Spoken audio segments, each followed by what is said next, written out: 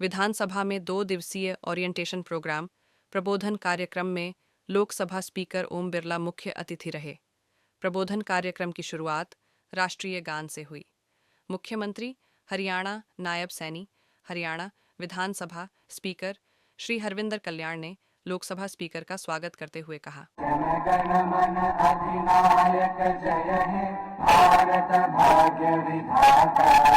Punjab Sindhu Gujarat Maratha Dravida Utkal Ganga Vindhya Himachal Yamuna. Senior सदस्य बीबी बत्रा जी, आए हुए सभी महानुभाव, सीनियर सभी सदस्यगण, प्राइड की पूरी टीम और विधानसभा के सभी सम्मानित सदस्यगण, आज का ये कार्यक्रम वास्तव में एक बहुत ही महत्वपूर्ण कार्यक्रम है और हम सब के लिए ये हर्ष का विषय है कि आज सभी माननीय सदस्यगणों के लिए लोकसभा की प्राइड संस्था के द्वारा जो इस ट्रेनिंग वर्कशॉप का आयोजन किया जा रहा है, निश्चित रूप से इससे हम सभी सदस्यगणों को बहुत लाभ होगा।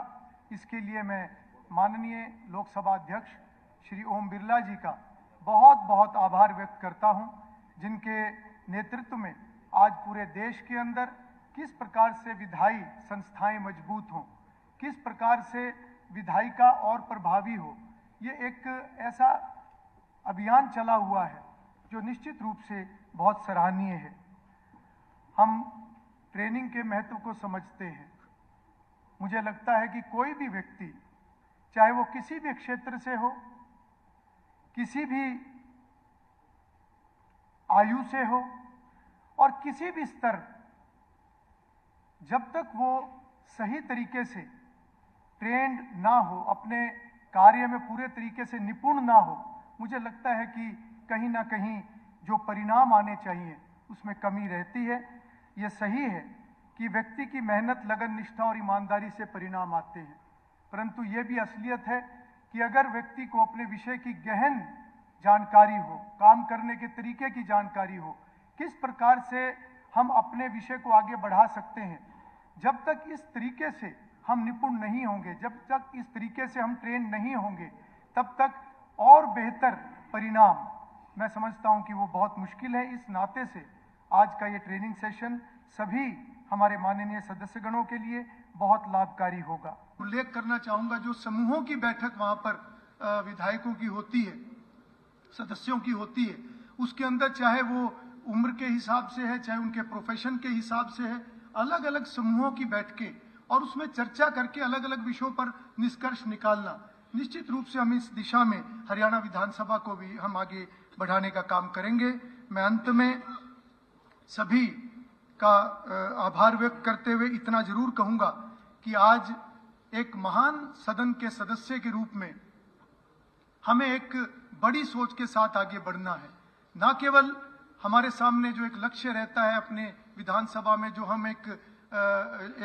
लोगों से जो हमारे वायदे होते हैं, लोगों की समस्याएं दूर करने की बात है, परंतु आज के इस रोल के अंदर हम एक जनप्रतिनिधि के नाते पूरे हरियाणा प्रदेश को किस प्रकार से हम आगे बढ़ा सकते हैं। और उसमें विशेष रूप से मैं कहना चाहूंगा कि आज पर्यावरण और युवाओं को नशे से रोकने की दिशा में जो एक ऐसे चैलेंजेस हमारे सामने हैं, उस दिशा में भी हमें काम करना है। और मैं माननीय अध्यक्ष महोदय को भी बताना चाहूंगा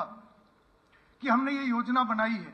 कि आने वाले समय में हम हरियाणा विधानसभा की जितनी हमारी समितियां हैं, उसके अंदर हम युवा मामलों की एक समिति बनाएंगे और साथ ही साथ एक पर्यावरण के विषय पर भी हम एक समिति बनाने का काम करेंगे, जो सरकार के साथ जुड़कर और जनप्रतिनिधियों के जो एक अनुभव है, इस विषय को और प्रभावी तरीके से सरकार आगे बढ़ा सके, उस नाते से हम काम करने का आगे प्रयास करेंगे। मैं डॉक्टर राजेंद्र प्रसाद जी की उस बात को रखते हुए अपनी बात को समाप्त करूंगा। उन्होंने कहा था कि वो लोग भाग्यशाली होंगे जिन्हें संविधान संचालन करने का अवसर मिलेगा। ये सभी, हम सभी